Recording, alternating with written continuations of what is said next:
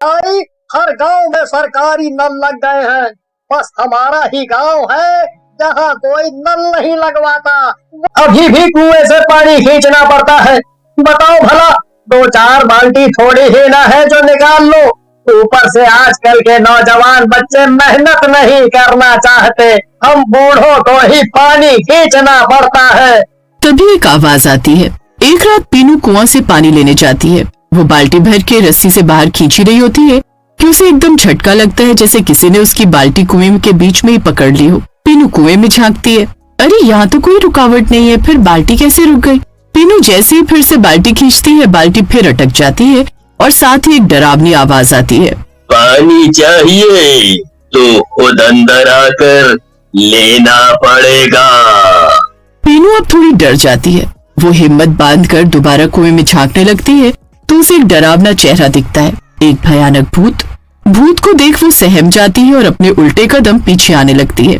तभी भूत बाल्टी को अंदर की तरफ जोर से खींचता है और पीनू रस्सी समेत कुएं में खींची चली जाती है। अरे बचाओ कोई, भूत भूत, कोई बचाओ। तभी एक जोर की आवाज आती है।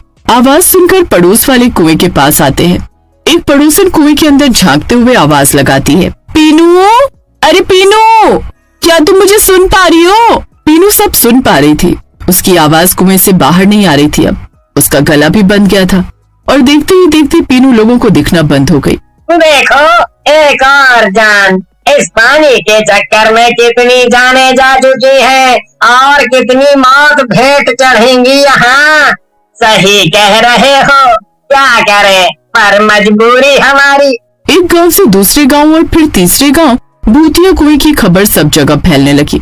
राजू नाम के एक पत्रकार तक भी ये खबर पहुंची। अरे काका, ये कुएं की कहानी सच है क्या? लोग कह रहे हैं कि वो मौत का कुआं है, कोई कहता है कि शापित कुआं है, तो कोई कहता है उसमें भूत प्रेत रहते हैं। माजरा क्या है? बेटा, बात ऐसी है कि फूलपुर गांव के बाहर एक सुनसान कुआं था।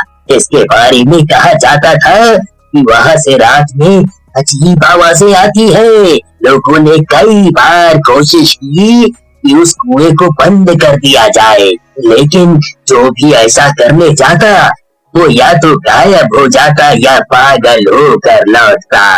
ये कुआं इसी जमाने में गांव वालों के लिए जीवन रेखा हुआ करता था, पर समय के साथ साथ अब ये मौत की पहचान बन चुका था।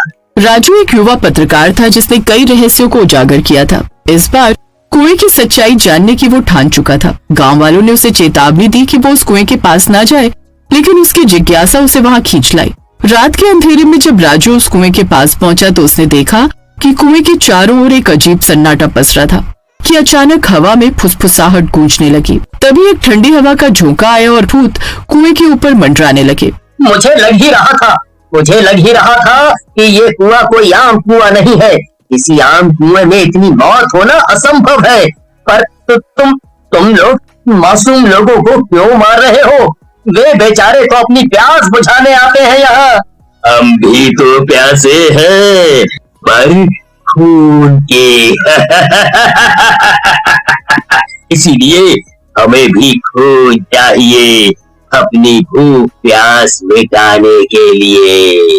पर ये गलत है। तुम लोग कुएं का गलत फायदा उठा रहे हो।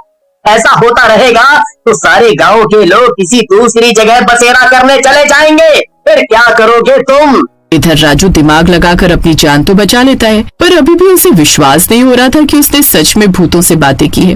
पर इस हड़बड़ाहट में उसका कैमरा गिर जाता है, जिससे वो वीडियो खराब हो जाती है और सबूत के नाम पर कुछ नहीं बचता।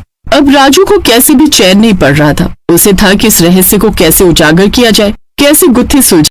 कई सवाल राजू के मन में चल रहे थे। अगले दिन फिर राजू ने हिम्मत करके गांव के बुजुर्गों से इसके इतिहास के बारे में पूछा। ऐसा क्या राज है कुएं का जो बताने से आप इतना डरते हो, लेकिन लोगों की मौत आप खुली आंखों से देख रहे हो? सालों पहले गांव में कुछ लालची जमींदार घुस आए थे। गांव के लोग भोले भाले थे। जमींदार